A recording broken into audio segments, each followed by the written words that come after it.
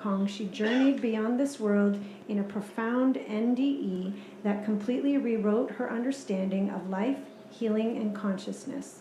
Her miraculous return and full recovery defied medical explanation and became the foundation for her groundbreaking memoir, Dying to Be Me, which established her as a premier expert in the field. A radiant force of inspiration, Anita travels the globe sharing her wisdom on self-love, fearless living, and the deep interconnectedness of all things. Her teachings invite others to step into their highest potential, embrace their true essence, and live with purpose, joy, and authenticity. So we're very much looking forward to hearing more. Let's give her a round of applause. Oh, thank you. Thank you. Thank you for that introduction. That was amazing. And thank you all for making the time to come here today. I really appreciate it. So I'm wondering, the clicker. So I'm wondering if I can move this to the side, maybe this side, and then I'll go on this side of it. Maybe we move it to that side, and I have more space to walk up and down.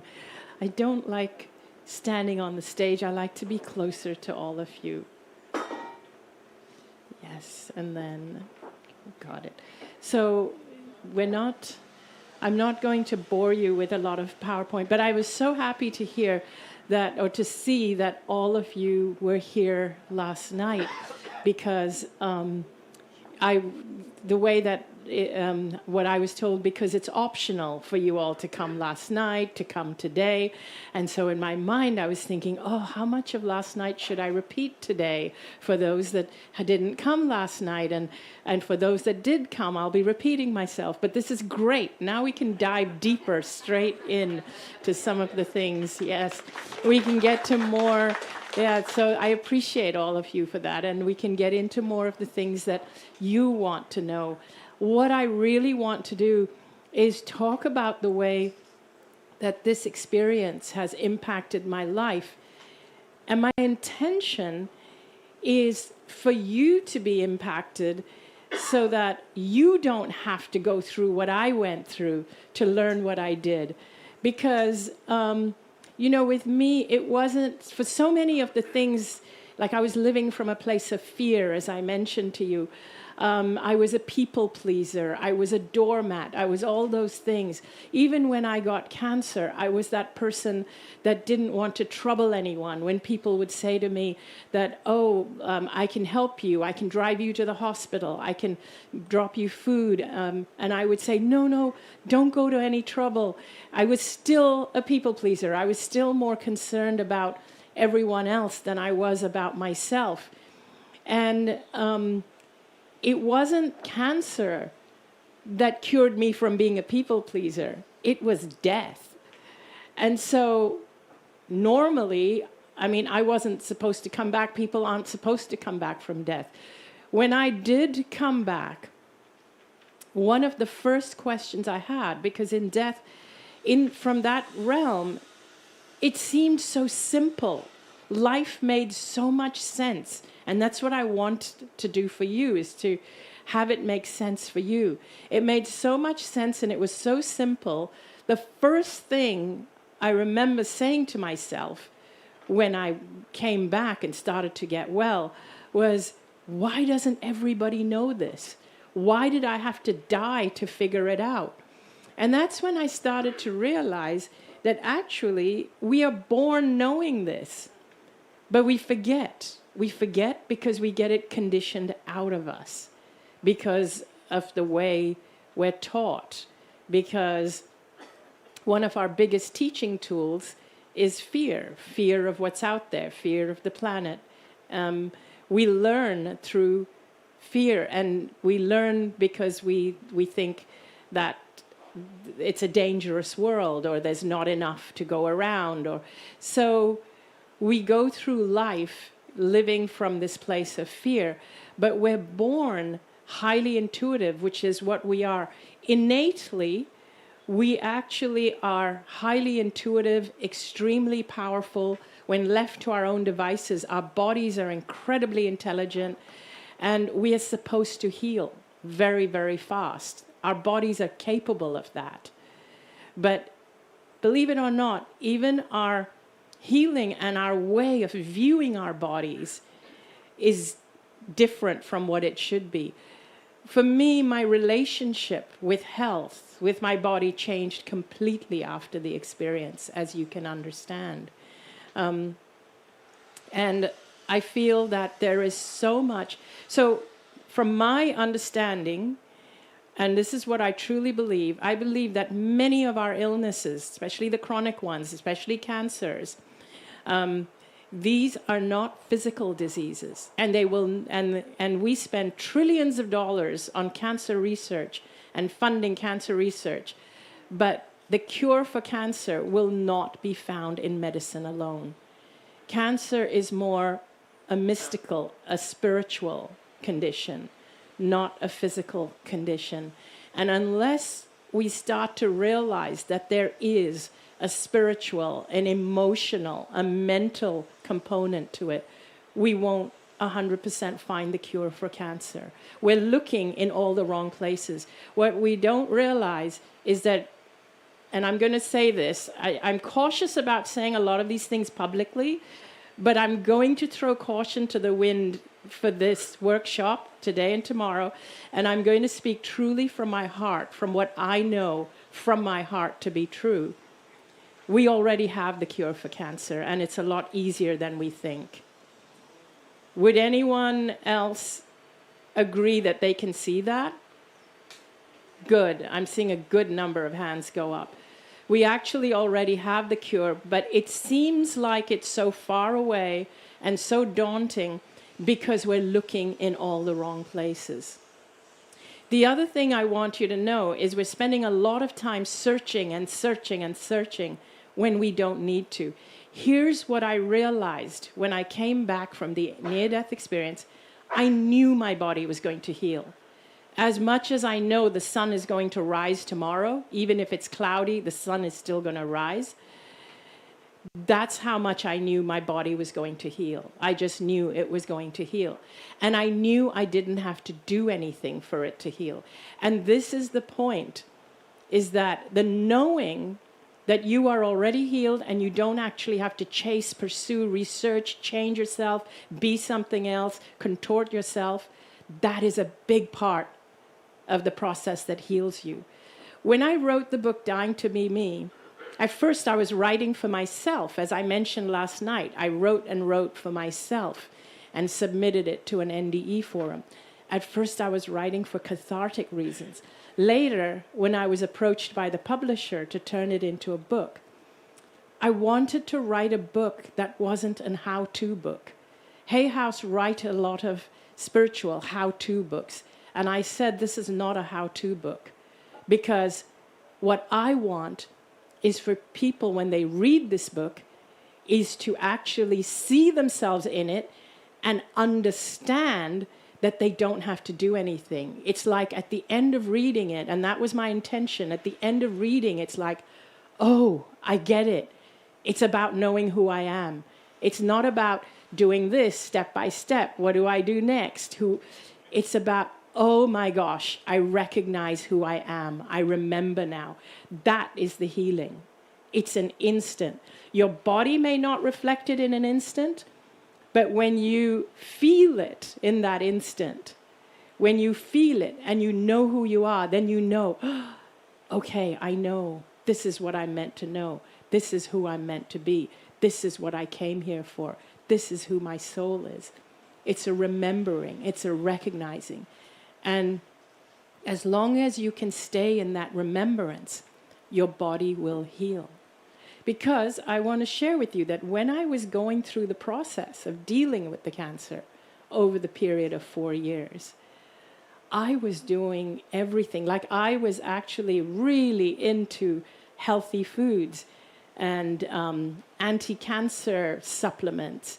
And so I was so vigilant.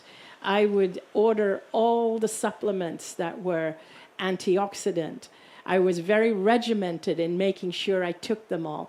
I grew my own wheatgrass because wheatgrass is antioxidant. I would have wheatgrass shots every morning. And I was that person who was like that even before I got diagnosed. You know why? Because I was so afraid of cancer. I was determined to do everything to avoid getting cancer. I was constantly reading up on 1 in 3 people will get cancer. My best friend had cancer. My brother-in-law had cancer. And I thought, I'm going to do everything I can to not get cancer. So I stopped eating a lot of different foods. I believed sugar caused cancer, so I stopped eating sugar. I started eating more and more raw plant-based foods, even though my body actually likes hot cooked food. But I deprived myself of all the things I love because I thought I'm going to follow the anti-cancer diet. And guess what happened? I got cancer. So I'm not saying this to scare you or put you off eating healthy. Eating healthy is what it means to be healthy is different for different people. It was that constant fear of not getting cancer. That was where my attention was focused on. I don't want to get cancer, so I'm going to do this. So now I understand it really is about making your choices from the place that lights you up. And if it's going to completely light you up and raise your energy to just eat an ice cream sitting on the beach watching the sunset, that's more healing for you than living a life filled with fear and drinking wheatgrass juice. That's actually my point. However, if you're somebody that's like, oh my God, I shouldn't eat sugar, but I'm going to do it anyway, that's again, you're in that space of feeling fear. So it really is about finding what makes you, I'm going to say what makes you vibe higher or have a higher frequency, but we'll get into more details about that as we progress today. And hopefully you'll be able to join me tomorrow as well, because I have so much content I could share with you for so many days, and I want to take you on some journeys as well. I want to start by showing you a couple of pictures, a couple of photos. So when I was really sick, like when I was ridden to the wheelchair or in the hospital or connected to tubes and couldn't walk, I refused to have my photos taken. Like I had tumors that jut out and you could see them. I refused to have my photos taken. But I'll show you a photo at which I was still standing. This was the photo I had taken from the time that I could start to walk right after the NDE. After the tumors had started shrinking. So this is the worst at which I would allow myself to be photographed. So that's me, and of course my husband, Danny. And when I was really sick, I didn't even want visitors. I was one of those people that I didn't like the way people reacted when they saw me. It made me feel worse when I was really sick. Does anyone relate to the things I'm speaking about? Quite a few hands up, yeah. That was me with my dog. I had these open skin lesions that were weeping toxins, so they were bandaged up. And what I wanted to show you here, I don't know if you can see it, but these are actually 2 pages from my medical records. And one is from February the 2nd. That was actually the day I went into the coma. And they managed to run a whole bunch of tests because my organs had shut down on that day. And so there is a list. So that's on the left, my right, your left-hand side, is the medical results of the day that I went into the coma. And that is a list of where all the tumors are in my body. It's showing tumors in the thorax area, in the chest, under the arms, all the way down to the abdomen and then the neck area. And then this one is the 27th of February. So the 2nd of February to the 27th of February, 25 days later. And what I've circled there says, no evidence of lymphoma in the body. So thank you. I have that. Because when I first started sharing, I realized, of course, there are a lot of, skeptics I don't mind, but there were a lot of debunkers. And so I sometimes show these medical records just to show that it really did happen. But I also have some doctors that have stepped up and done YouTube videos with me. And if anyone is interested, there's a video on YouTube with me and a Dr. Brian Walker, in case there's any doctors here that want to hear it from a doctor's perspective. There is one doctor who at the time, Dr. Chan, who at the time was blown away by what had happened. He was in the hospital with me, and he said, I don't even know what to write in your medical records anymore because I have no explanation for what's happened. And so when I told him what had happened, he said, he was wowed, and he said, but I do believe you because you're not the first person, not the first patient I've dealt with who has had something, not a healing, but who has experienced leaving their body. I've had a patient say that before. Unfortunately, what happened is that one day I was approached by a newspaper journalist who interviewed me in Hong Kong, and I shared my story, and then she said, would your doctors be willing to verify that? And I said, yes, absolutely. So she interviewed a couple of my doctors, and that one who had said, yes, I don't even know what to write in your medical records, he's a senior oncologist at the top teaching hospital in Hong Kong. He didn't want to come across as a quack. So what he said to the journalist, she's very lucky to be alive, but it was the work we did that kept her alive. Whereas 3 other doctors said, there's no way, including my own doctor, who is Brian Walker. But they explained to me that we can understand why he said that, because you can immediately get dubbed as being a quack if you support things like near-death experiences. And this is going back 20 years. I think today it's changing. Today, what has really made me feel happy is that I have made a lot of friends with oncologists who come to my events, who tell their patients to read my book, Dying to Be Me, and who actually agree that there is a lot that is still lacking in modern medicine. So we've made some progress, but we still have a ways to go, but there's been a lot of progress made, and that makes me happy. So the first thing I learned is that we are more powerful than we've been led to believe. What does that mean?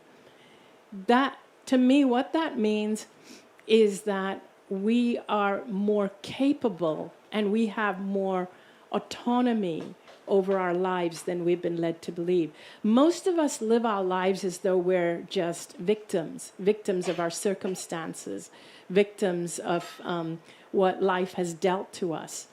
But in actuality, the physical part of us, this physical reality, is only a very, very small part of our lives. There's a much bigger part of us that's non-physical. So when I take you on a journey a little later, we're going to get you to feel into the bigger part of you. Now, all of you are here at an ashram filled with yogis and swamis, and many of you here are familiar with meditating and expanding. You're all what I call more advanced in this kind of work. I'm not speaking to people who are purely materialists. It's a very different event when I have a room full of people who are purely materialists. So the good thing is you'll all probably go really deep in the journey, and even those of you that have never meditated before, because we have a room full of people and we're in an area, in a location that is very deep in nature, and where the energy, the frequency is extremely high already, this will help you to actually access certain information and certain parts of yourself that you may not have accessed before, which is why I love doing events at venues like this with people like yourselves. So when you were born, believe it or not, you actually knew how powerful you were, but you forgot over the years. And this physical part of you is only, it's like the tip of an iceberg. You know what an iceberg looks like?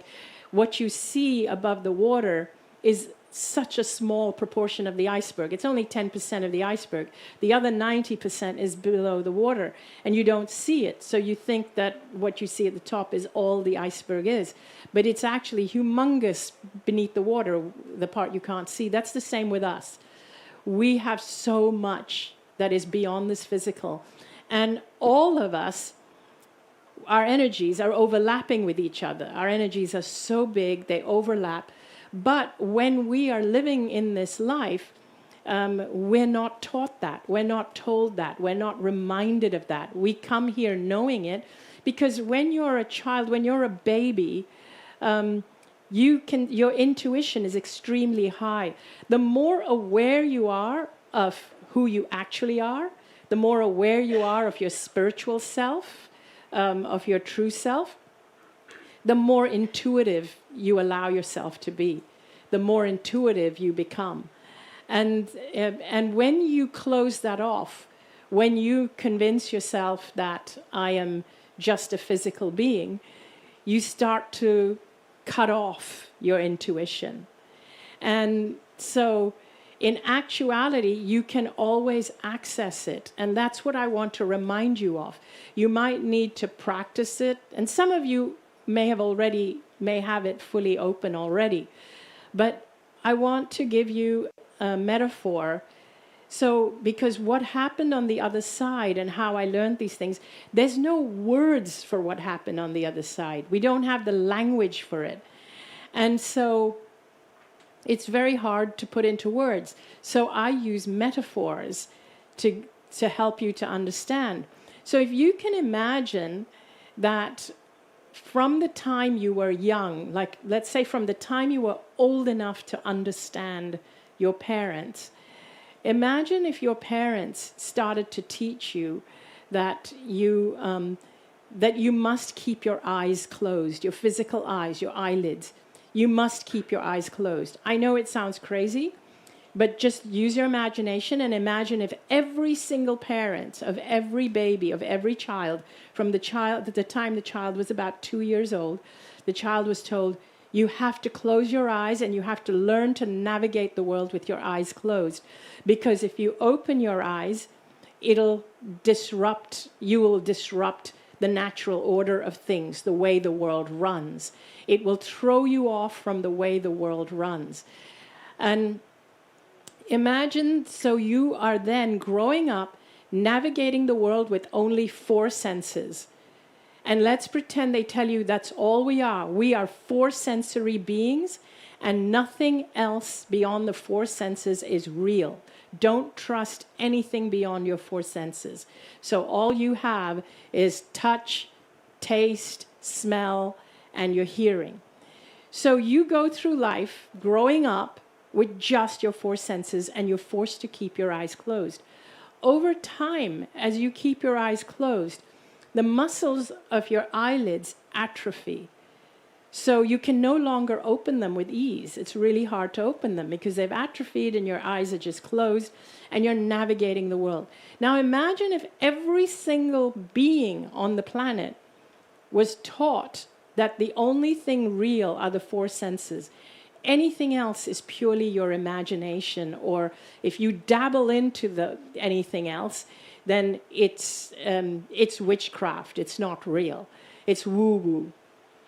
So the population has now created a world developed by 4 sensory beings for 4 sensory beings, by 4 sensory beings for 4 sensory beings. So the world would be very different from the world we currently live in. Because first of all, The technology we would develop would be technology that would help us navigate the world as blind people, as people who can't see. And we would have sonar equipment so that we would avoid bumping into things. And the things that would be missing from the world, for example, you wouldn't have art because people can't see. You wouldn't have design. Everything would be created for functionality, not for aesthetic beauty, because you're not using your eyes. You wouldn't have fashion. You wouldn't have makeup, hairstyles.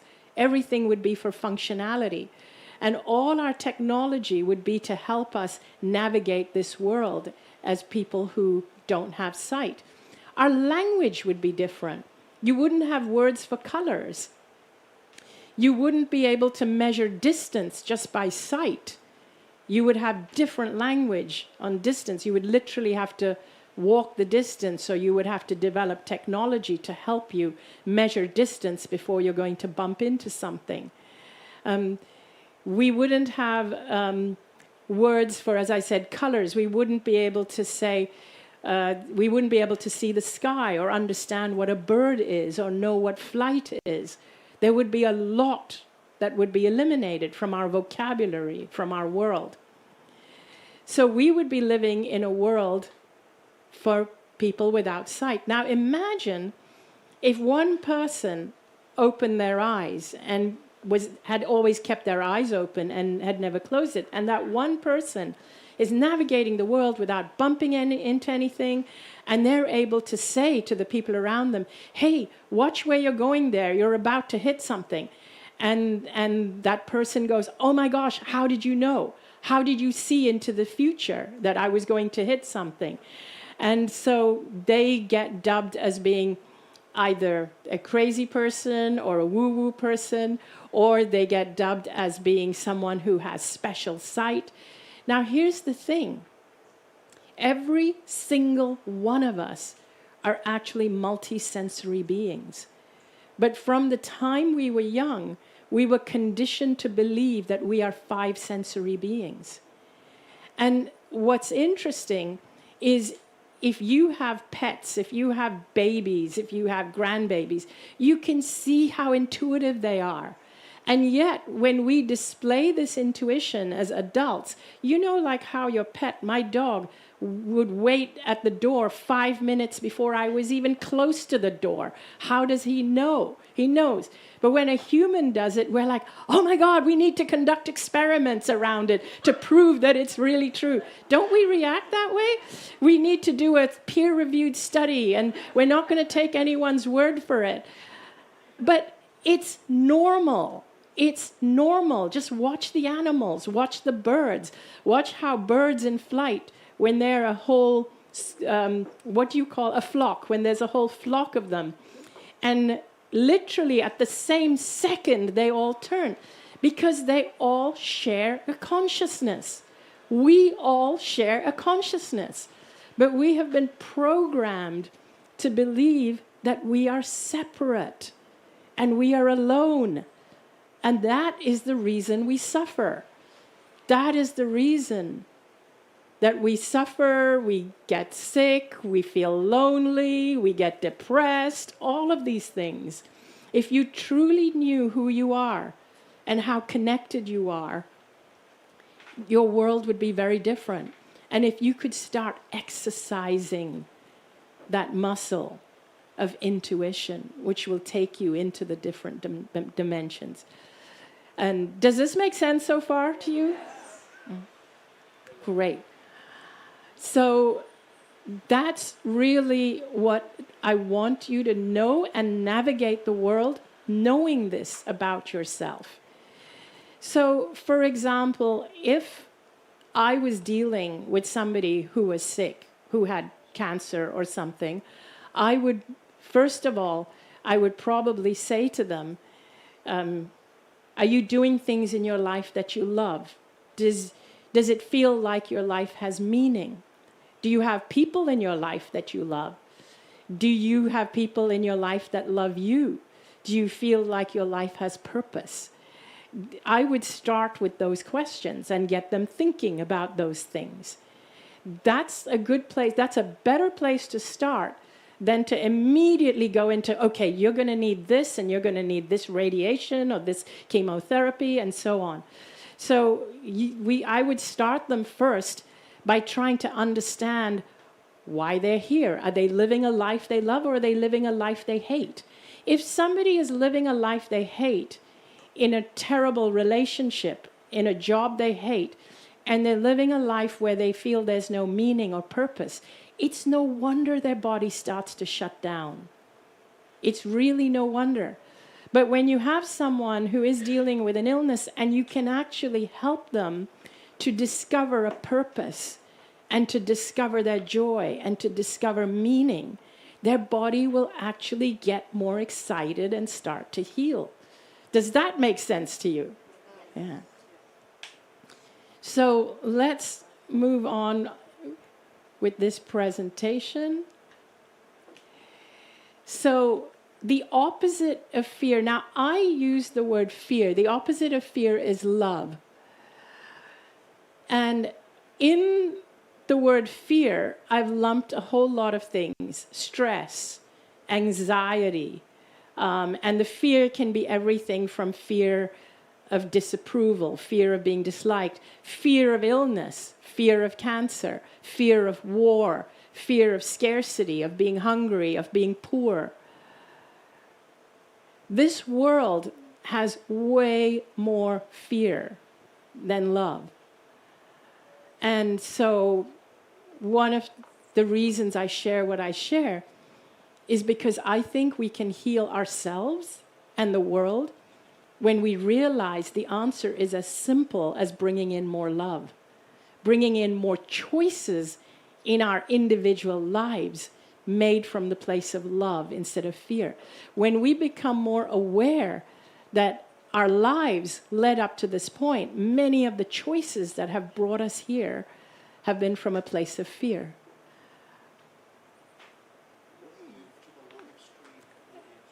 Oh, we have a live stream audience on YouTube. Hello, live stream audience.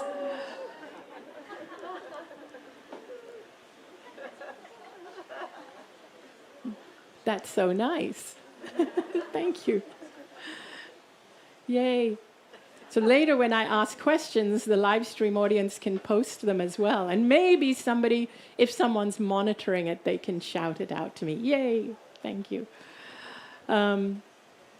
So every day, our mainstream media feeds us with fear. And what does fear and anxiety do? It separates us from the whole, from consciousness, from God, from love, from whatever we want to call it. So in the word love, I lump everything. Love is connection, consciousness, God. It's all part of the love pool. And then the fear pool is the anxiety, the stress, the scarcity. So when we make more choices, and in the love pool is also joy, passion, purpose. When we're following our purpose, when our lives have meaning, all that falls into the love bucket. So let me just see a show of hands.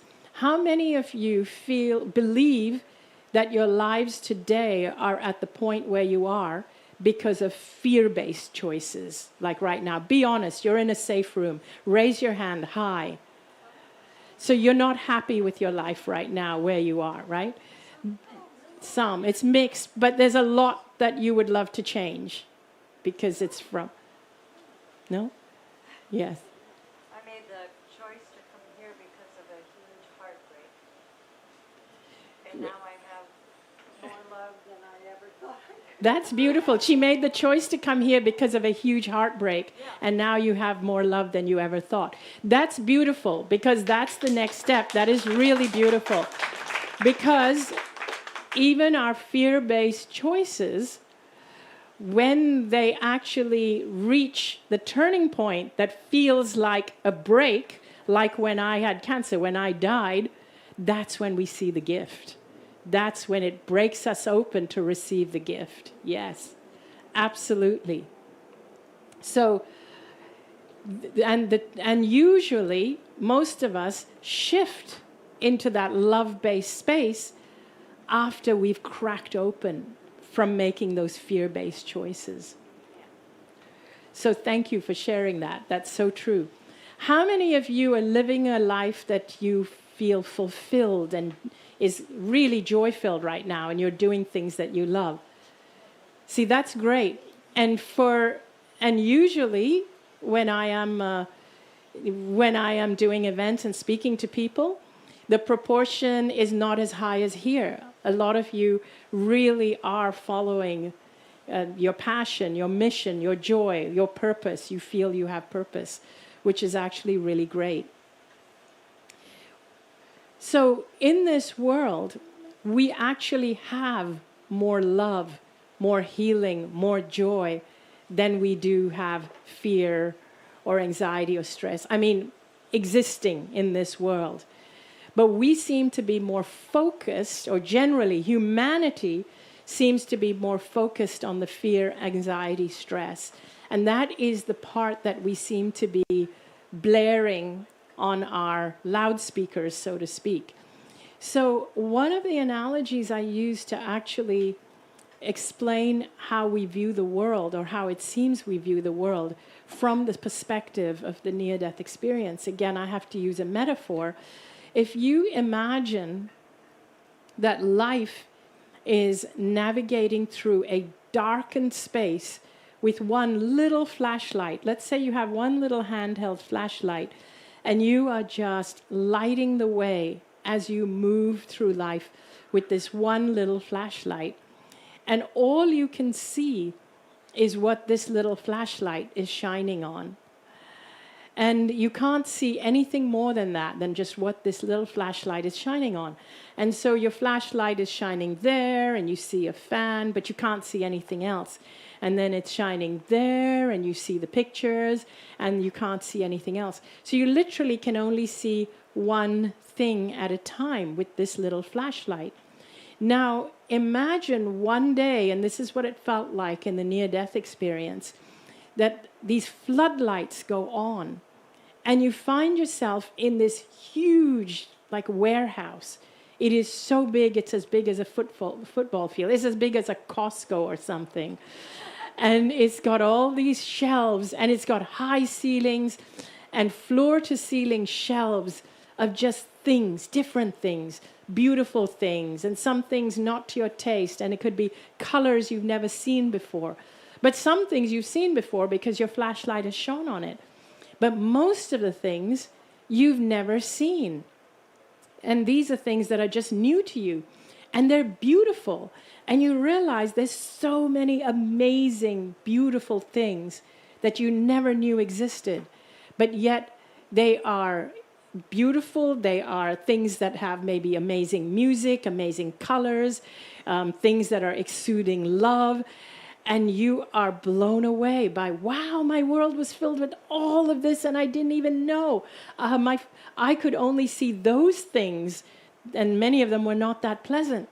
So now imagine you go back to your physical life, and you're back to one flashlight, and all you can see again is the one thing you're focused on, the one thing at a time. But you're aware there's so much more than what your flashlight is focused on. And now you know that if you don't like what your flashlight is focused on, you can shift the focus to something else. So the flashlight is an analogy for your awareness. And so we tend to limit our awareness to what we know. We tend to keep our focus on what we're familiar with, and we believe that that's all that reality is. We actually think that there's no more to reality, this is reality, and we argue with people who tell us, no, there's something more, there's something different, and you're like, no, this is reality. When in actuality, this is just what your flashlight has been focused on. And each of us, our flashlight is not a broad beam, but those who have awareness know that you can shift your flashlight to something different. There is actually more beauty in the world that we can focus on. There is more healing than there is sickness. And yet, sometimes when we're dealing with an illness, all we're focused on is illness and the statistics of this illness turning out negatively for us. But there's more people healing. There's more kindness than there is meanness or ruthlessness. And so, how do we shift that? By shifting your awareness. So let me do a little game, a little exercise with you. It's very easy and short. And some of you who've been to my workshops before may know this one. So, but play along with me. I want you to look around this room, and I want you to find everything in the room, including people's clothes, furnishings, that's blue in color, and commit it to your memory.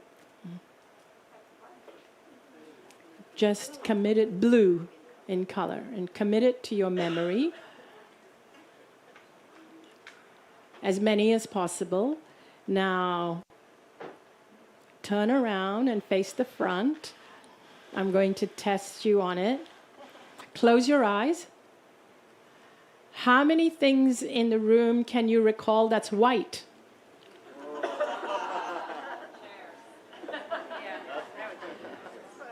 Hard to remember, right? Open your eyes and look around. There's a lot of white, right? I don't know, from my perspective, depends where you're sitting, it almost looks like there's more white than blue. Yeah.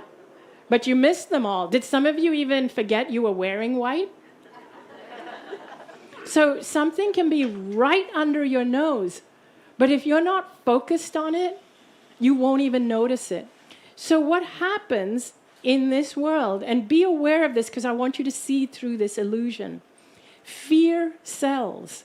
Stress sells. Anxiety sells. So marketers will always have you focused on the fear-based messages. And what they're doing is they have taken control of your flashlight. Even in medicine, it's about the cancer awareness. It's like that's where they focus your flashlight. What we call healthcare isn't actually healthcare, it's sickness scare. The flashlight is focused on the sickness. So everybody else has taken control of your flashlight. If you want your life back, you need to take back control of your flashlight. And that is super important. Because once you take control of your flashlight, that's what you'll be reaching for, because you'll see it. You'll say, oh, that does exist. That does happen. It can happen. And if it can, it'll happen to me, because now I know it can happen. Knowing it is a huge part of the equation. Is this helpful for you so far? Good. Good, because I want to leave you feeling really empowered and knowing who you really are. So don't give away the control of your flashlight to anyone. It's yours. It's yours to choose where you want to focus it. And you can focus it on love, on kindness, on inspiration, on healing. I get asked all the time to support cancer awareness campaigns. And people get really surprised when I say, no, I don't focus on cancer awareness. But if you have a wellness awareness campaign on what it means to be healthy emotionally, mentally, spiritually, physically, if you have a campaign that teaches people and doctors what health really means, then I'll be all over it. I will promote that. But I don't promote cancer awareness.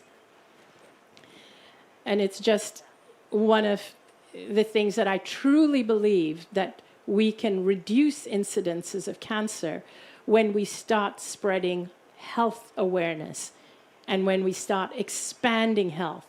So the other thing is that it's not about getting rid of what we don't want.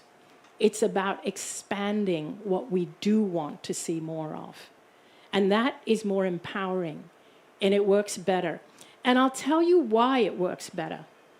Because when you are focused on something you don't want, when you are constantly focused on, I'm sick, I'm sick, I'm sick, or I hate this in my life, I need to get rid of it. How are you feeling energetically being focused on that? You're feeling like, oh, I'm dealing with this illness. I got to get rid of this illness. But when you are focused on expanding wellness and you understand what it means to be well, you can create a wellness trajectory for your life, and you can get excited about implementing wellness steps every single day.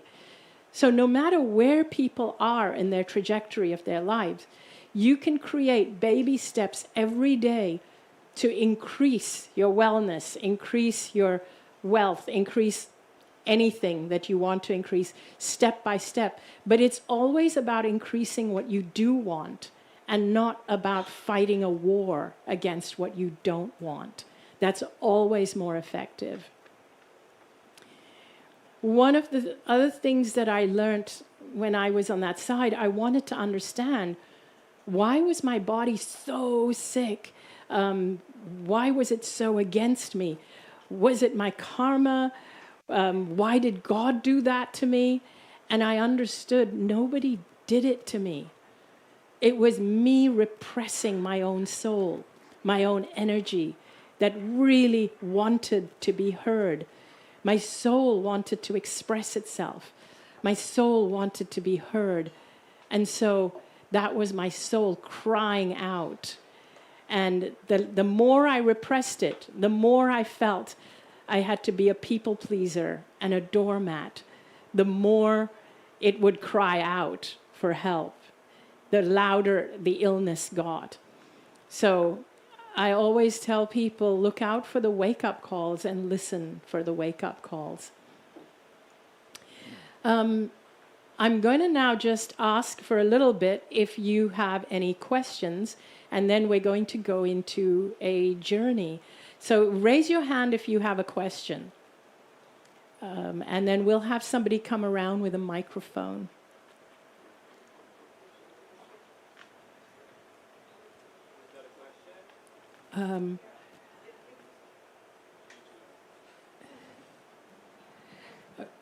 Okay. Who wants to raise? Keep your hand raised until the mic goes to somebody. So when you talk about, like, are you fear-based or love-based? To me, that's so simplistic. It's like a mixed bag. I see a lot. I'll make an example. I love my kids. I want them to have a good education, a nice home, plenty to eat. I want them to be happy. I love them. It's love-based. I'm afraid if I don't keep working, doing whatever I do, how am I going to pay for all that stuff? So it's fear-based. I have to, like, struggle on some level, get up and do my 40 or 50-hour week, which I wouldn't do if I didn't care about those things. I wouldn't care about those things if I didn't love my family. Yep. That's an that's an excellent question, and I'm sure many people have that question. And I was hoping someone would ask it, or I would have got to exactly that. So thank you for asking it. So that's a question. In fact, even someone else asked me something similar at the book signing, and I said, I am going to cover it. How do we actually do things from we have bills to pay. And I want to live out of passion, but we have bills to pay. How do I do it? I have to go to work, but I love my family. So here's what I would do. And this is a whole exercise, and this is why I was going to hold this off, but I think it's time for me to share this. Remember I said we are all actually more powerful than we believe? We are actually energy beings. So I'm going to call us energy beings. This physical body is only a tiny part of who we are. And it's the same with all the people around us. Everybody around you is an energy being. This energy that you have around you, it can be really big, or you can shrink it right down, but you don't want to shrink it down. The bigger the energy, the more connected you are and the higher your intuition. But the question is, how do you expand that energy?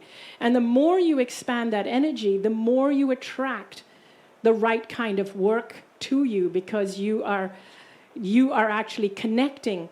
I call the interconnectedness between all of us the infinite net. because our souls is the infinite part of us that has always lived and will always live, and it has information. It accesses all the information of all our lives, and together, combined, it is the infinite net. My soul or my energy overlaps yours, and our energies can communicate with each other constantly. So when we expand our energy, we're more intuitive, we have more access to this. When we shrink our energy, we're closing off from receiving intuition. Basically, in a nutshell, we're closing off from receiving help from the universe. So let's give this energy a currency to make it easier to understand. And let's say just doing something like having a good night's sleep, where you rest properly the whole night, it gives you 10 units of this energy currency. So let's say a good night's sleep gives you 10 units of energy, and it's feeding your energy. But let's say you go to a job that you hate, and you hate this job, your boss is a bully, and that eats 5 units of energy. So you're down 5 units, and you come home with only 5 units of energy.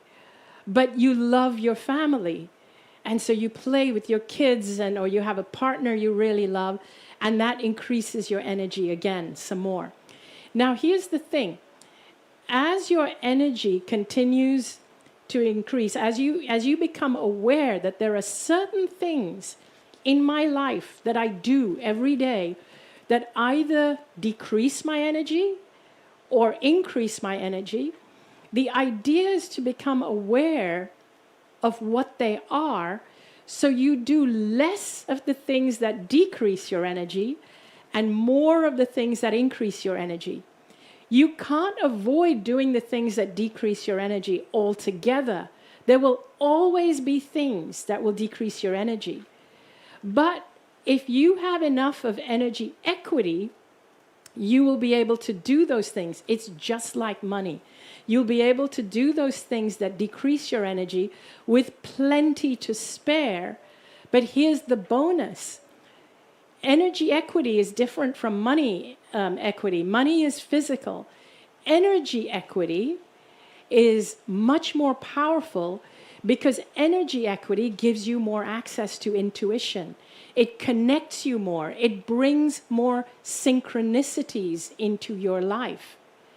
And because when I came back from that realm, that was when I was at my highest in terms of energy equity. That was when I was able to actually feel that connection and that intuition, and it was bringing things in that I knew that this is what I have to keep trying to maintain. But we live in a world where people keep trying to grab your flashlight and force you to point at things that's going to diminish your equity, but you need to be strong and keep doing things that increase your energy equity. So let me elaborate on this more. And this is an important one. This was something I was going to cover between today and tomorrow anyway. It's a big topic. So let's say, for example, I'm someone that let's say I'm in a relationship that's terrible. I don't like my relationship. My partner is abusive. Every day I'm in this, let's say, abusive relationship. But I can't get out because I'm financially dependent on this person. And it could be a very real situation. So every day I'm going into more and more negative energy equity until you are minus. You can imagine that. You wake up in the morning, you had a restless sleep because you're thinking, I hate the situation I'm in. I've got kids, though. I've got to stay there for the kids. And my partner provides money, but they abuse me. And so you go to work grudgingly and you come back with another minus 10. So you're running at minus 20, 30, 40, 50. Your body then starts to break down. And in some cases, this is your body's way of even creating a way out for you, an illness. And remember, I spoke to you about a person yesterday who I said did not come back. And I wondered why. This is the longest story. When we are so deep in energy deficit, we may even feel it's not worth coming back. I have nothing to live for. This doesn't mean if you lost someone that they didn't love you enough. Not at all. Not at all. I'm just saying might be the case in certain scenarios. But our bodies sometimes develop an illness to give us a way out. And we might be in so much deficit. When I was in that space, in that other realm, I understood that I was in energy deficit, just like I understood my friend was in energy deficit. But her life situation was one that if she came back, it would keep her in energy deficit. When I looked at my life, and I looked at my husband, and I looked at what still lay ahead of me, I realized that I had a life where I could create energy equity very easily, because I didn't have the weights and the obstacles holding me back.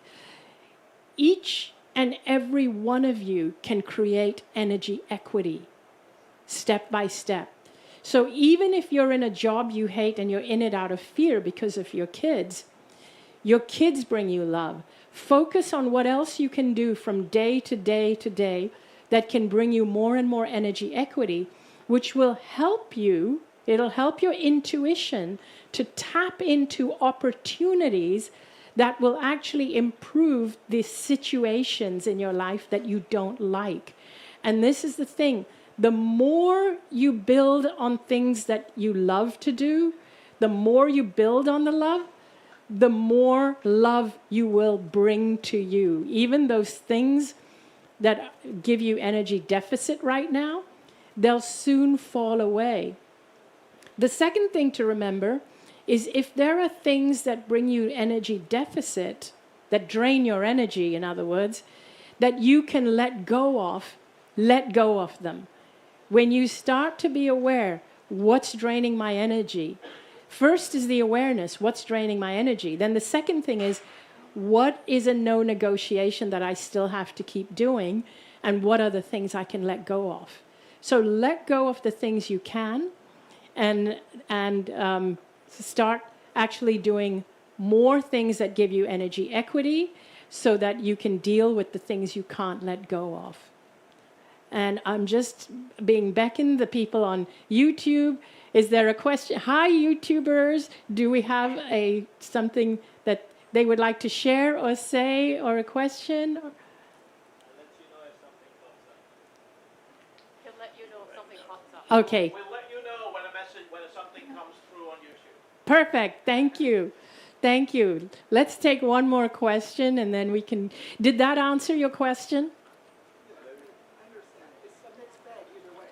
It's a mixed bag, but over time you can build up more of the equity. We have one down here.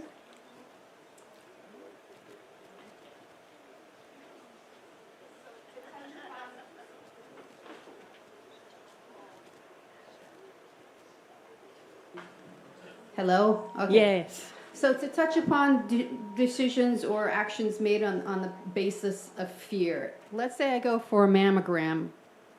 I'm testing to see if I have cancer. Is this an action out of fear or out of self-love?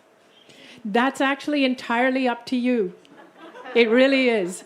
Okay. It really is. It depends how you view your body and how you view going for something like that. And that's the choice. I don't mean to sound flippant, but honestly, it really is. It's interesting because when you view the world in terms of energy and when you view the world differently, you can choose. And if you need to go for a mammogram, you can actually turn it to be a decision out of love. And I'm curious about you, since you've, I guess you can say, conquered the battle of cancer, do you go back and get screenings to make sure you're clean? So I'm going to be very careful how I answer this question. And the reason I need to be careful is that not everybody sees their body the way I do. And if you don't see your body the way I do, I don't want you to follow my example. That's where I really want to make that disclaimer very, very clear. And I'll tell you why. Because from the way I view it, I don't even like it when a doctor uses the word remission, because that keeps you in the cancer energy. It keeps you there for 5 years. For me, my reality is energy, not the physical reality. I see energy after the NDE. I see energy first. And I don't go for a screening when I know I don't need to. And when I know I need when I know my body needs healing, I heal it from the spiritual energetic level, because I know that illnesses like cancers are not physical. Unless you've taken in some toxins. I value doctors because you need them in an emergency for an injury. You need them for acute situations. They're great as first responders, paramedics, emergency, ER doctors. I value all of that. I value doctors for being able to prolong life. So this is not a devaluation of doctors. Every doctor I have met has been extremely kind, and all they've wanted to do is help their patient. That's all they've wanted to do. But it's not their fault that I had this experience that makes me see my body and life very, very differently. But I know that the rest of the world doesn't see it that way. So if you feel you need the screenings to put your mind at peace so that you can eliminate the fear, then absolutely that's what you should do. So I hope that helps. Yeah. Here. Oh, okay. We'll come to you next. You remember? Okay. Hi there. As you said, you were there for 30 hours, like outside of your body. During that time, see, I like to work with my spirit team, and I wondered if you saw any spiritual beings that were strange, like you've never seen this before, or received any knowledge about extraterrestrials or things we haven't even learned about while you were there. So there was a lot, and the thing is, the topic, and that's a great question, and because it's such a big topic, I don't always go down that road. And so let me put it this way. I have been writing and speaking about this, everything that happened. And it's not like it was just one thing that happened in 30 hours. It changes the way you view the world. It's like you can't unsee it, and it takes you down a different path where you start to see different things, more and more things. So yes, there are, and it unravels. It's like you only bring back what you're capable of in that moment, but it blows you open in a way that it keeps trickling information to you.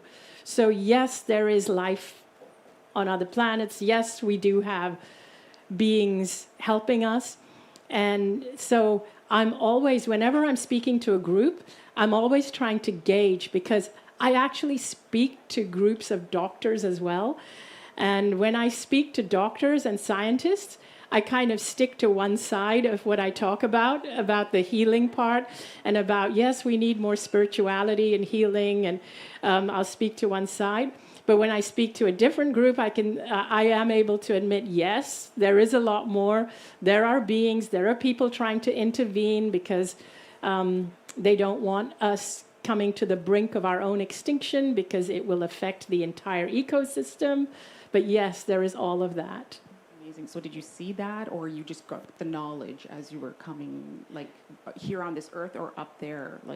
So it's all here. So this is the thing. It's not like you have to go somewhere.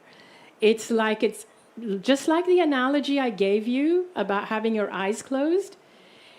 The sky is right here. The birds are flying right here, but you have no knowledge of them because you've never opened your eyes.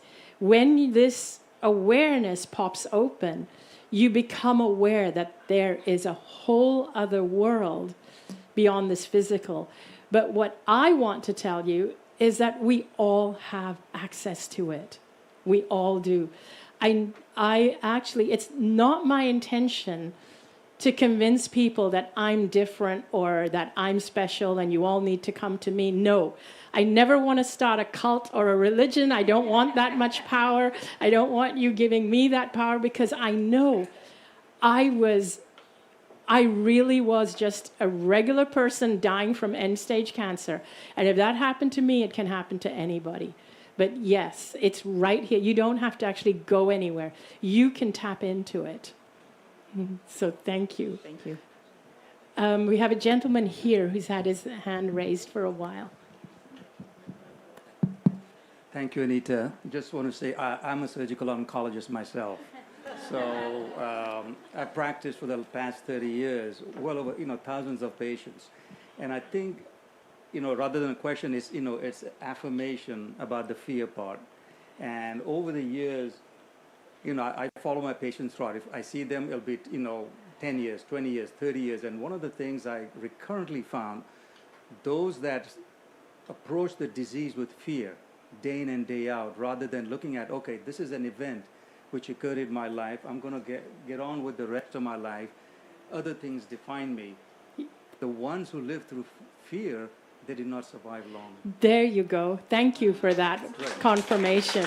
And on the other hand, I've had young patients with stage 3 bilateral breast cancer, and I'm still seeing her 25 years later. And she still comes, even though I wanted to so I think 20 years is enough. She said, no, I want to come and see you once a year. And she comes from the Bay Area, and every time I ask her, do you want any reconstruction? She said, no. I'm aerodynamic as it is. So I love it. But that's all. And, on the same token, when you said about mammogram for fear, I always tell them, no, just you've been asked to do this, don't look at it as a major event, but it's normal for patients to fear up until you get the result. Yes. Saying you're clear, and then there's a big sigh of relief, and then you relive it again in a year.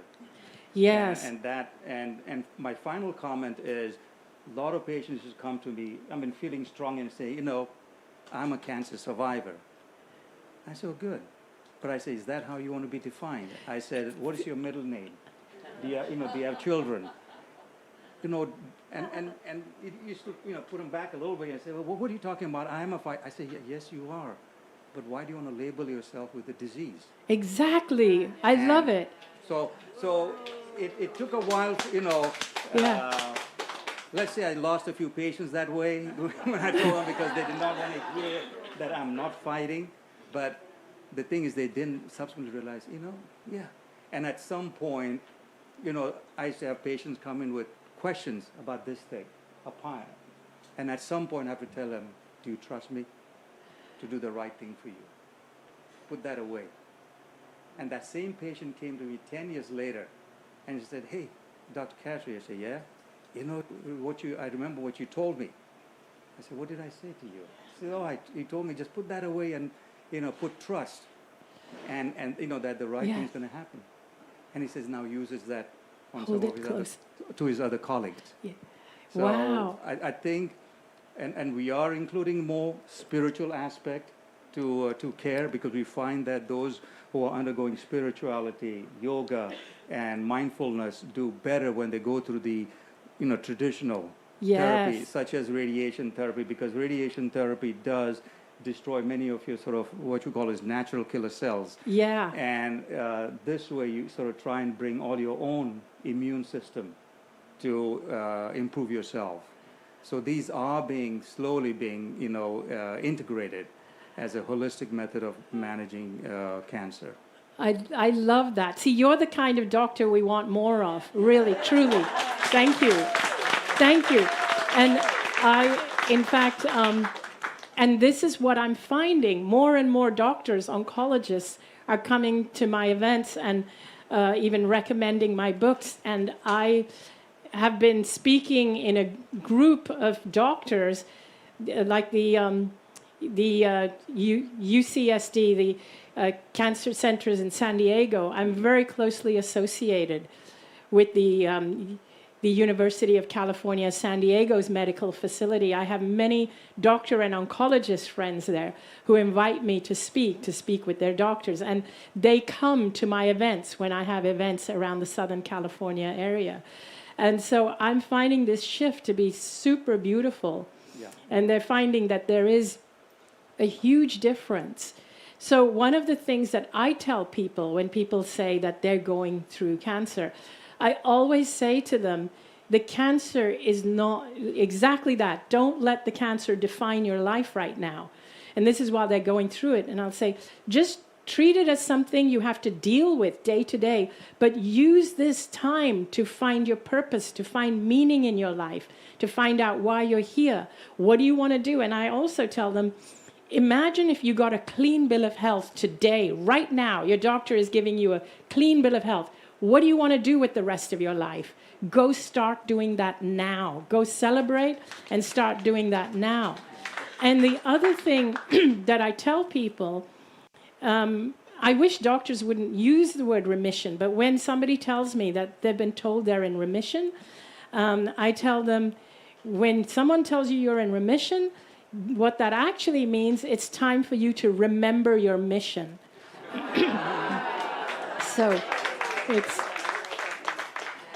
So really, you want to have a life that you look forward to living. There will be things that will make you feel fearful. That's part of life. There will be things you do that are driven by fear, whether it's a mammogram, whether it's to earn money for your kids or your family. But you can always tell yourself, I'm doing this out of love. I'm doing this because I love my body and I want to live long. I'm doing this because I love my family and I want them to be happy.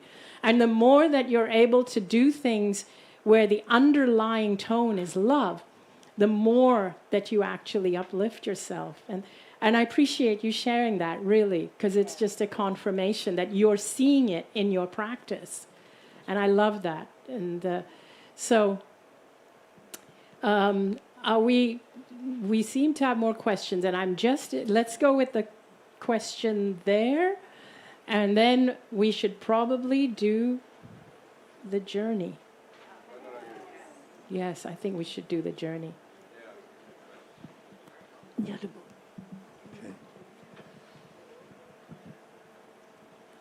Hello, thank you for this amazing, wonderful talk, and your spirit is so powerful. And my question is, I'm going to take the role of training as a scientist, because what you have up there is fear is the biggest disease. When you choose love over fear, you transform your energy field, which heals your body. And of course, the word fear is like repeating, I don't want something, so I'm afraid I won't pay my taxes this year. So I keep thinking this conversation, I don't want to miss paying my taxes this year. Or I look at the ocean, I don't want to get pushed over. And all these don't wants that I say to myself become a program. And actually, I discovered that it's easier to say, rather than letting go of fear, I let go of not wanting what I really want, which is what you're emphasizing. I let go.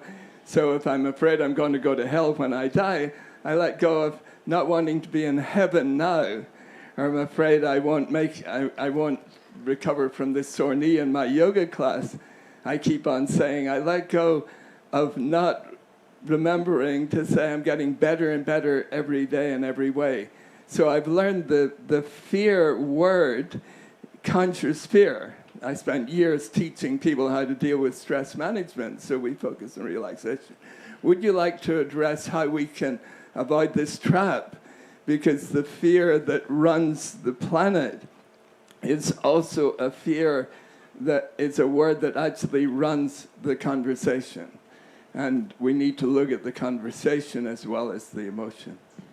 So thank you for hearing this. It's a very important question. Okay, thanks for your question. So it's sometimes impossible to discuss the opposite of fear without using the word fear completely. But I usually tell people, if you are feeling fear, don't fear the fear. Allow it to pass, because there are people who are like, oh, I'm feeling fear, and so you start fearing the fear because you're using the word fear, and it's like, oh, I'm feeling the fear. Allow it to pass, and as it passes, and this is why I say, think of what you would like to see instead. Go for what you would like to see instead. In other words, what is it that you're actually fearing? And now allow that fear. Don't judge it. Don't push it away, because the more you push it, it'll push back. it will start to subside. And just when you ask yourself, what is it I'm fearing? And then start to ask yourself this question, what would I like to see instead? And if it's a fear of illness, I would like to see full wellness. And that gives you what to focus on instead. Because you need to create the jumping off point, and you need to create the focus for your flashlight. The focus being full body health. And so another example I'll give you is that when I used to eat healthy food years ago, and I used to eat a lot of raw plant-based and the wheatgrass shots, all of that was from a fear of getting cancer. I eat pretty healthy today, but it's not out of fear. I don't even think about fear. I choose healthy foods because I want to live long, because I love my life, because I love what I do. But if there's a meal where I don't get my choice of what's healthy and I end up eating something that's just delicious but not healthy, I enjoy it. I fully enjoy it because my body is able to handle it. And so it's still a case of choosing things from, you may make the same choices that you made when fear was the focus, but the feeling inside and the end result, the reason, is very different. So it really is about, but you sometimes need the fear concept in your mind as the jumping off point to dive off in order to create what it is you really want. And I know that's... that's beautiful. I Thank love you. the analogy of the jumping off point. What I didn't say is, if I say to you, don't think of pink elephant. Exactly. And I've done this in a whole group, where, and no one could not think of a pink elephant. So if we can let go of what we don't want, let go of wanting what we don't want and actually focus on what we really do want, that's going to change the planet. Exactly. Thank you. Thank you for your question. So thank you all for your questions. Let's go into the journey. And what I'd like to do in this journey is I'd like to take you deep into accessing the people, the beings around you. So be open to this, the guides. And you can think of them in any way you like. It doesn't matter if you're religious or not, or spiritual or not. You can think of it as your own higher self. You can think of it as your deceased loved ones, as God, Jesus, Buddha, whoever, whatever. But let's get in touch with some guidance, shall we? Open up to your guidance. Open your intuition. So get really comfortable. Sit comfortably with your feet firmly on the ground, and if you want to even lie down, you may. I don't mind at all.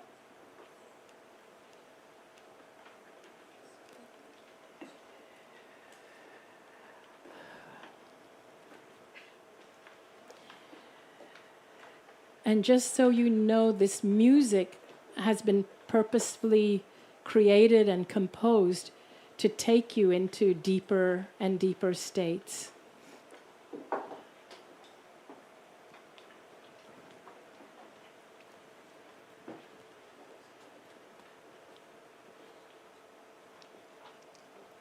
Close your eyes.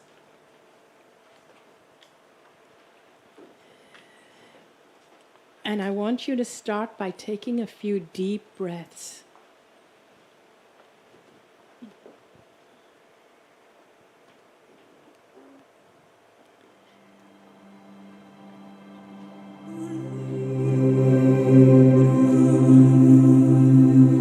Take some deep breaths in and out.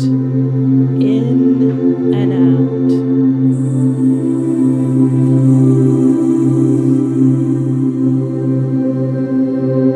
I'd like you to start feeling your muscles begin to relax.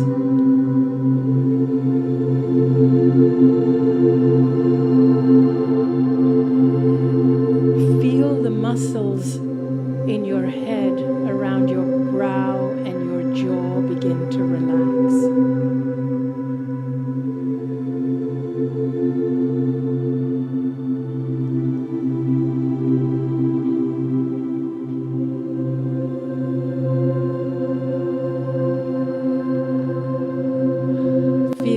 muscles around your neck, your shoulders.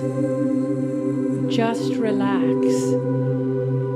If you have any tension anywhere in your neck, your shoulders, your back, just feel it melt away.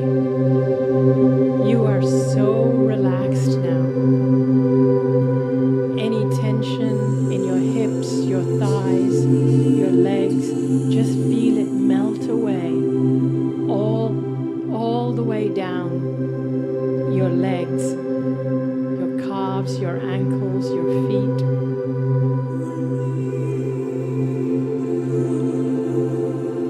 You are so relaxed that if someone were to walk by and lift up your arm right now and let go, it would drop straight back down.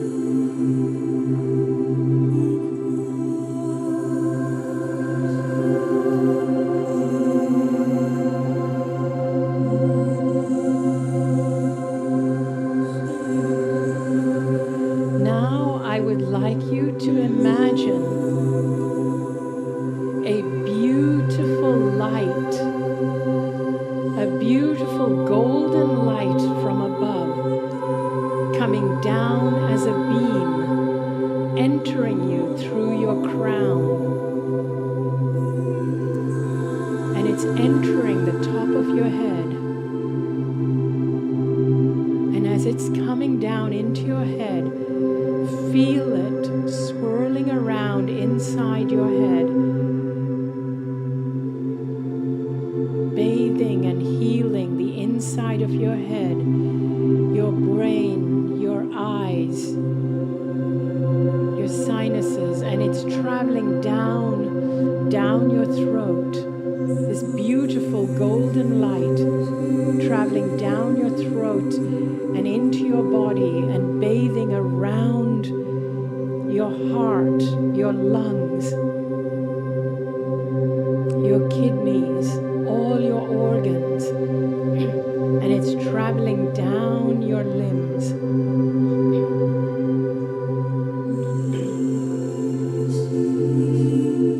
See this beautiful light just bathing the inside of your body.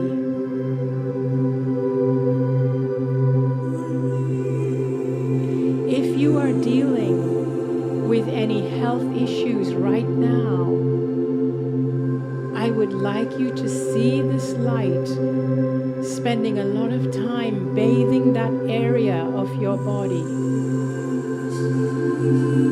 Whether it's an organ or a knee or your head or your neck, whatever area of your body that may be giving you any health challenges right now, I would like you to see this light, even if it's multiple areas. I would like you to see it breaking off into the different areas of your body and just bathing those areas with beautiful golden light.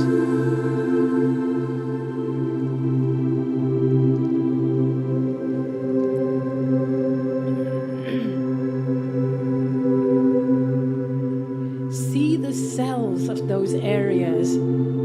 See them being revitalized, rejuvenated. See them waking up.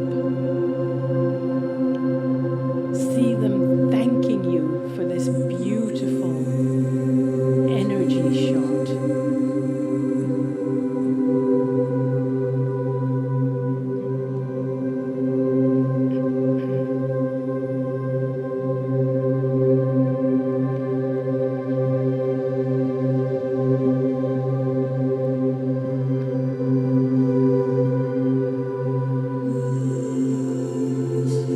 Your cells are dancing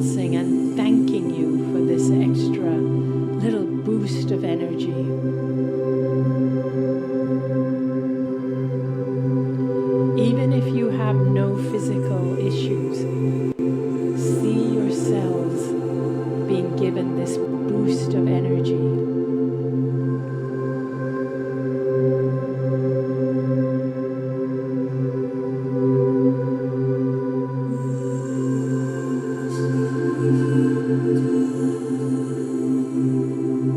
Now I'd like you to see this beautiful light that has been bathing the inside of your body.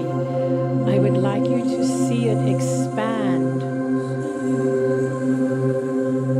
and expand so that it's bigger than your body.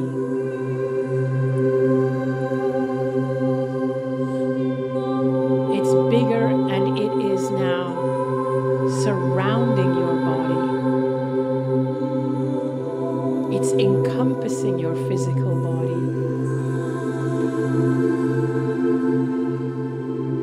See it expand so that it's bigger than this space, this room. It's overlapping with everybody else in this room.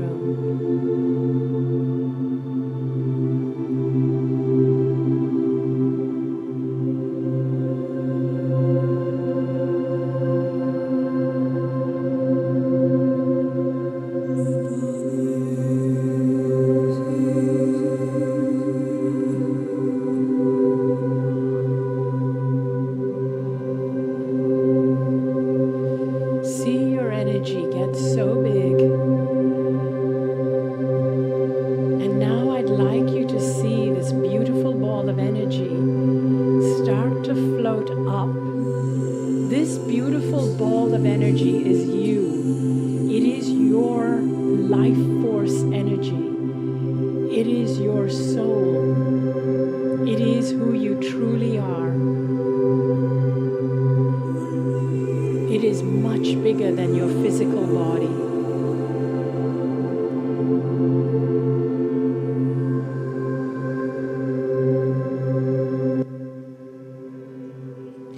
It's much bigger than your physical body, and it's now floating up, up.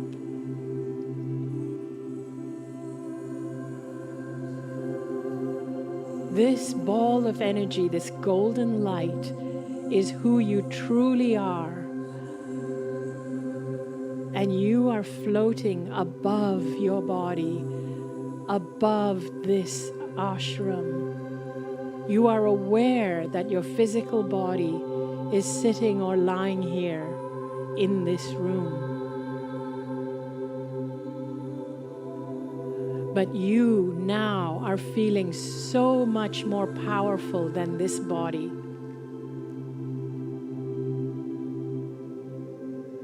You feel incredible and light and free. You feel free. All the suffering and the pain from your physical life has gone. All the baggage has gone.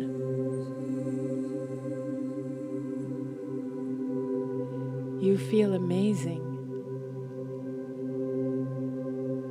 You're floating up and up. And now you become aware that you are being enveloped by a feeling of just pure love, pure unconditional love. And you begin to realize that you are surrounded by beings.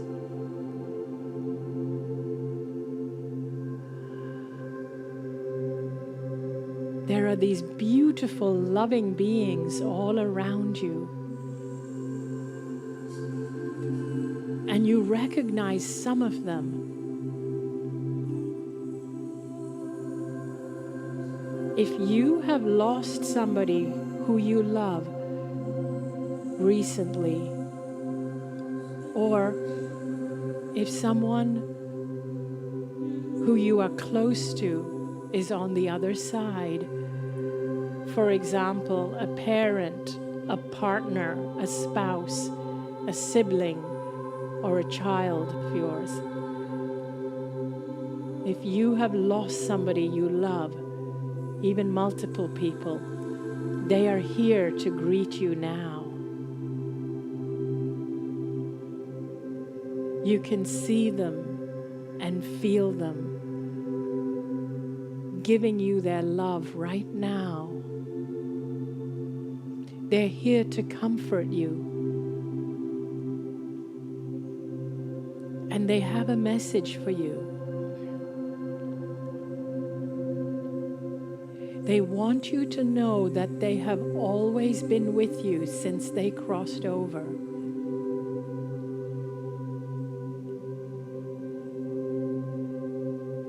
They want you to know that they are always trying to send you messages and signs.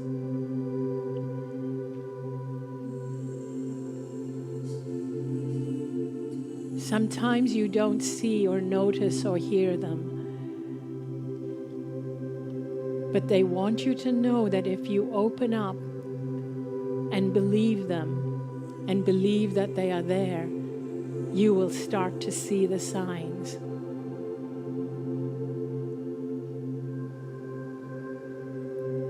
They also want you to know that they are fine.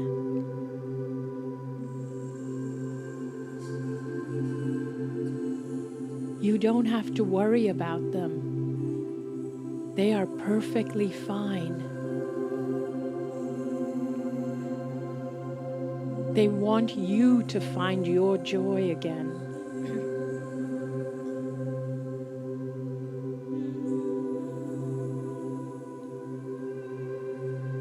They want you to know that if you have found your joy, or if you've lost a partner and you've found someone else, you don't have to feel guilty.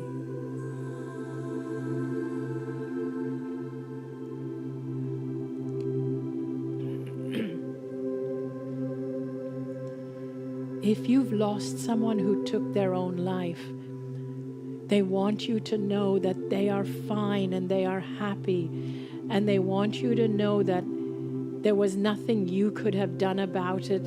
It was not about you. They want you to know that there's nothing for you to feel guilty about.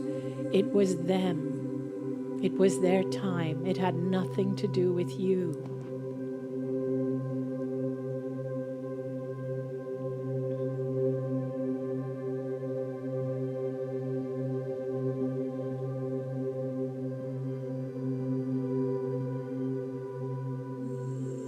They want you to know that they love you unconditionally.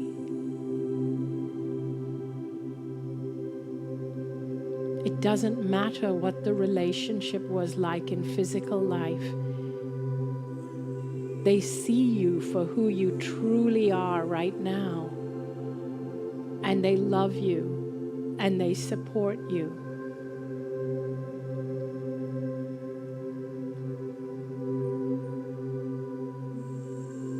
They are here.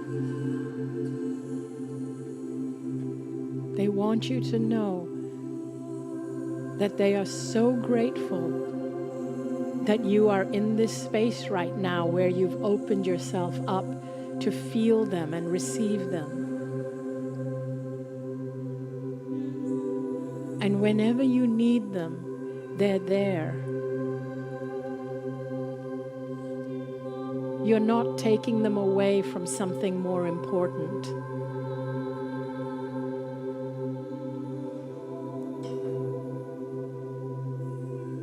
Helping and assisting you in whatever way they can and your loved ones is part of their own evolution and growth. So you're not taking them away from something more important.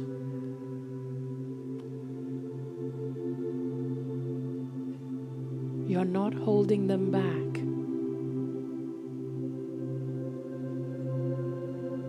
They love being there for you.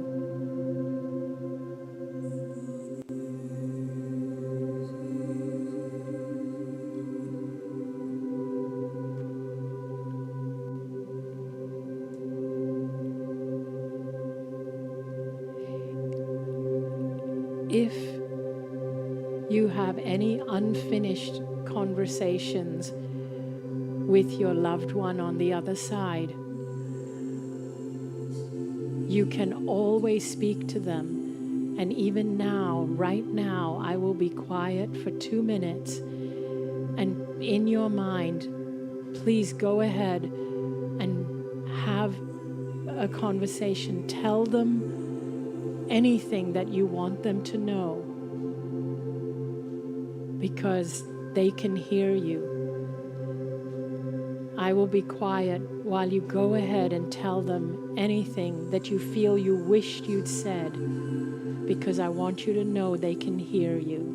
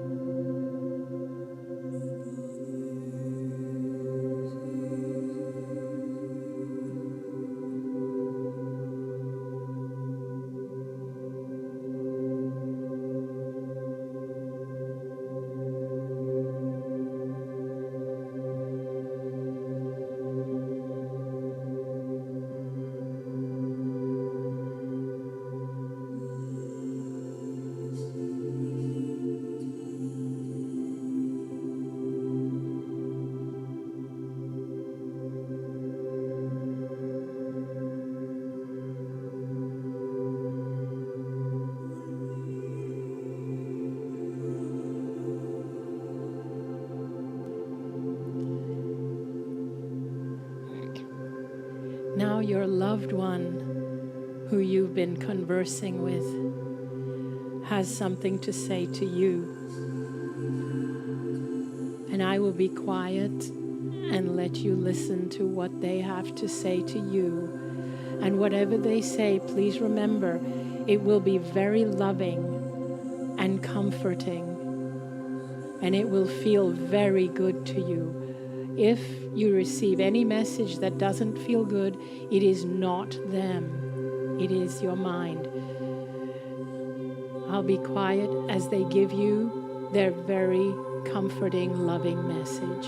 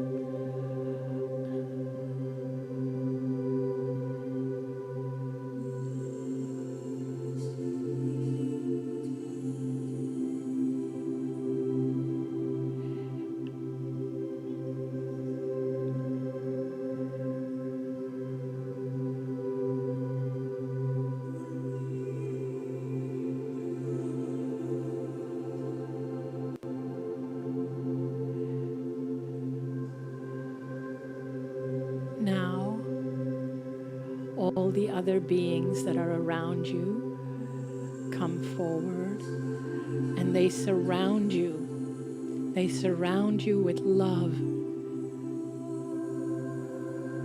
unconditional love, and they want you to know that they are always there. And among these beings are not just your deceased loved ones, but others who you don't recognize, your guides.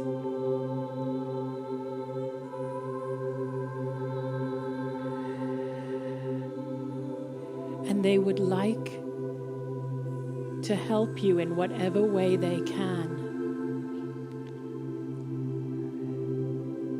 So right now, if you are dealing with any particular issue in your life, whatever it is, I would like you to ask right now these beings,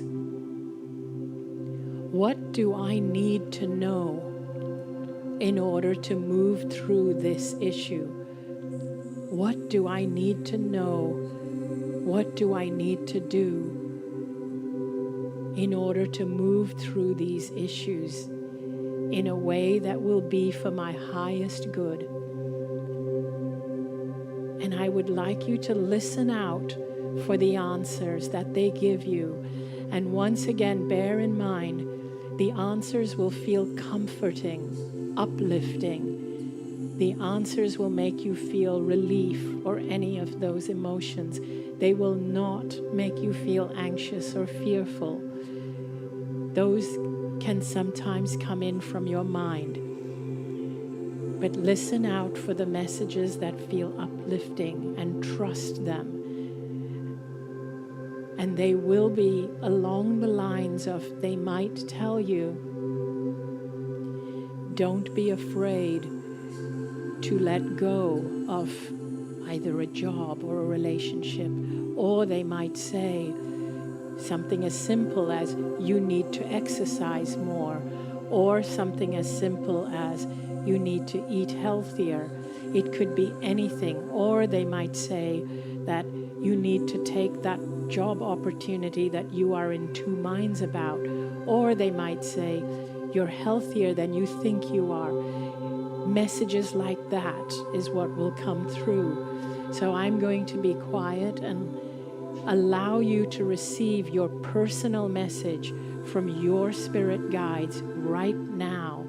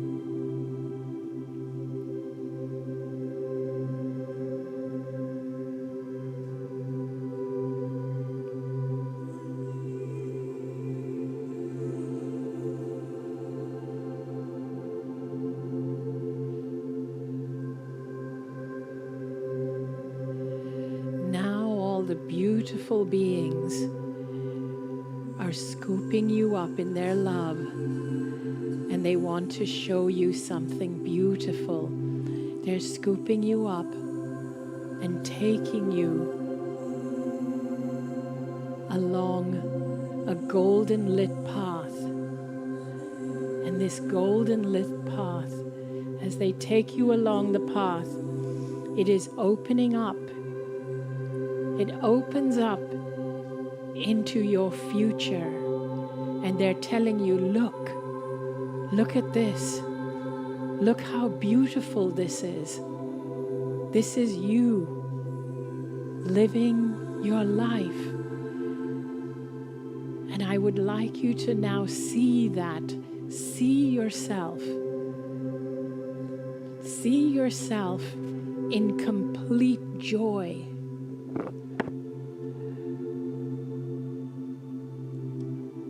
What does it look like? You are in complete joy. See yourself laughing and feeling loved and feeling purposeful and fulfilled and surrounded by people that you love. What does it look like? Where are you? Where in the world are you? What are you doing? Who are you with? See it. Feel it right now. You are there. You are right there.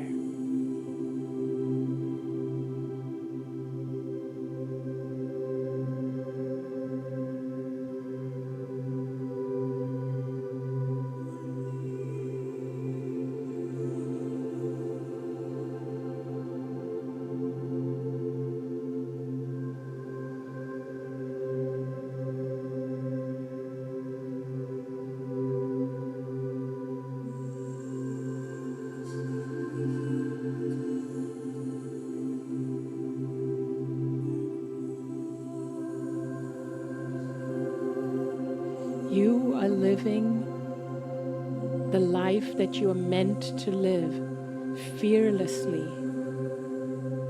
because you are remembering who you truly are.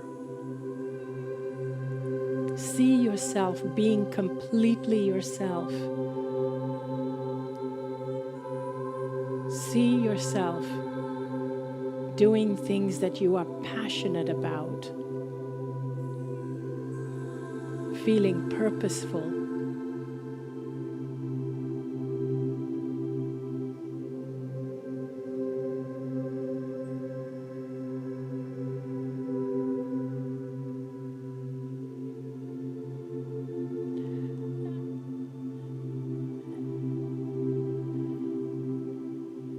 And now, the beautiful, loved beings that are around you, around your spirit self, are saying, this is what is planned for you.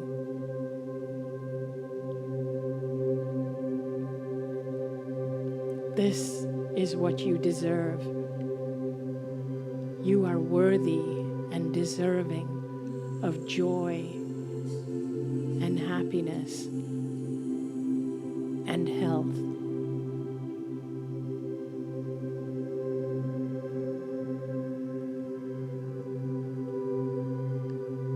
And they're telling you it's time. It's time for you to start going back towards your body so that you can live the life that you were meant to live.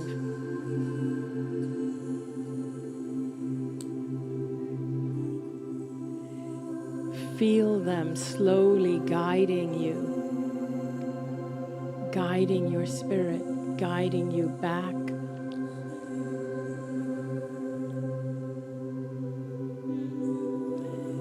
Down. They're guiding you back towards the earth.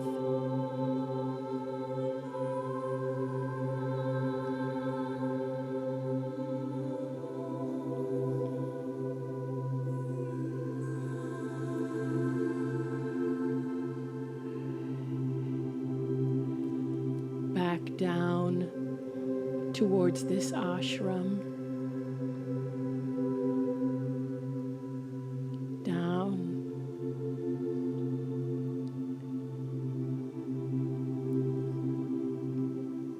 towards the seat you're in. They're guiding you back.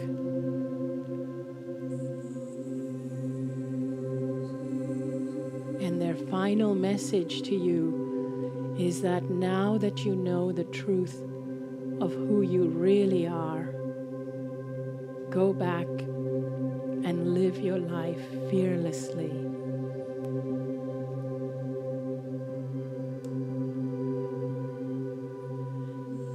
And And slowly,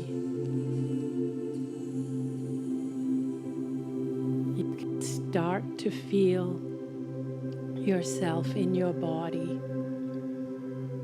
You can feel your fingers and your toes.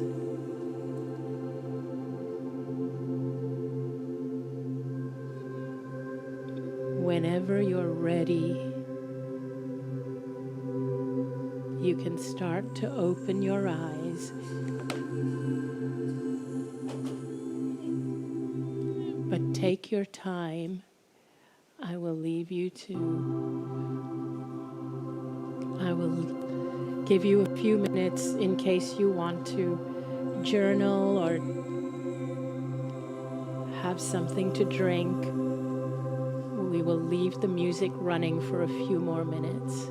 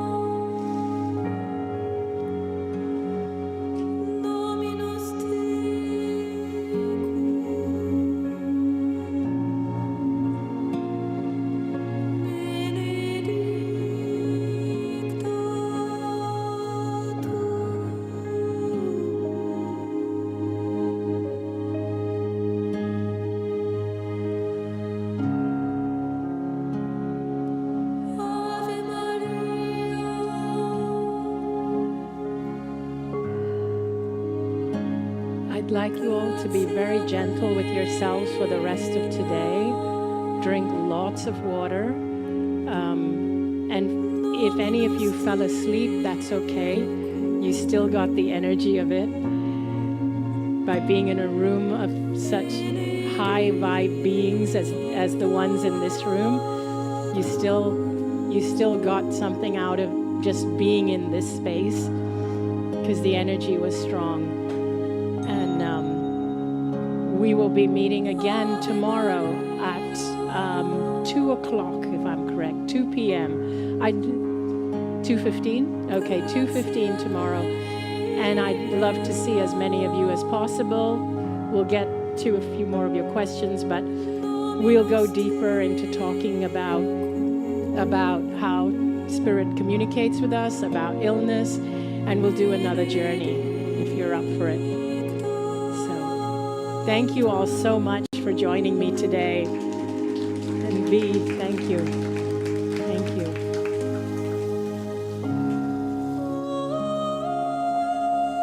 And so we'll close the way that we opened with 3 ohms.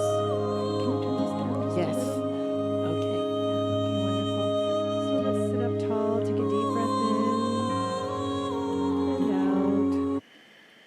We inhale again fully.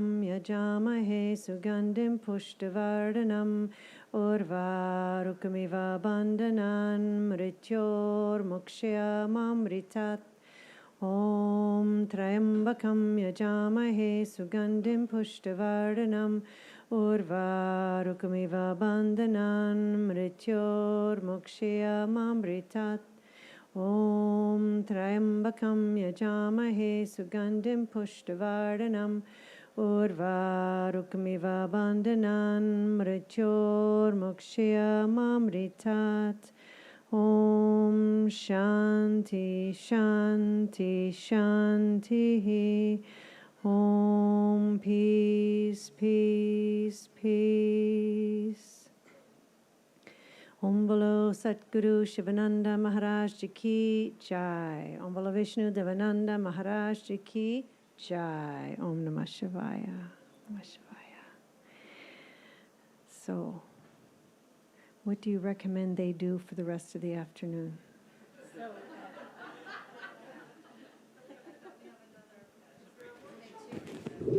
Not today. Not today. Tomorrow. Tomorrow we have 2 workshops, but today we only have 1. Yeah. So There's no other. I think there's, I do recommend you watch the Raymond Moody video tonight. The Raymond Moody is going to be live streaming tonight.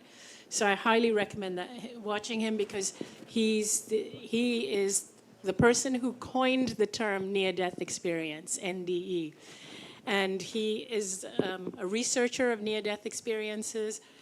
So I would recommend that. But between now and then, I would say, first of all, go really easy on yourself. Drink lots of water. If you need to rest, rest. Don't do anything that's jarring for your system. Like, the worst thing you can do is watch the news, but I know nobody here is going to do that. But just go be, this is like, in this space where we are at, no matter what you do is a good thing to do. So this is a very safe space where to have journeys like this. So, and if you are feeling a little bit tearful, emotional, it's normal. Don't worry. Don't judge yourself for it at all. It'll actually be a very kind of a comforting and a release. And then by this evening, you should be feeling really good. And that's really it. Yeah. Thank you.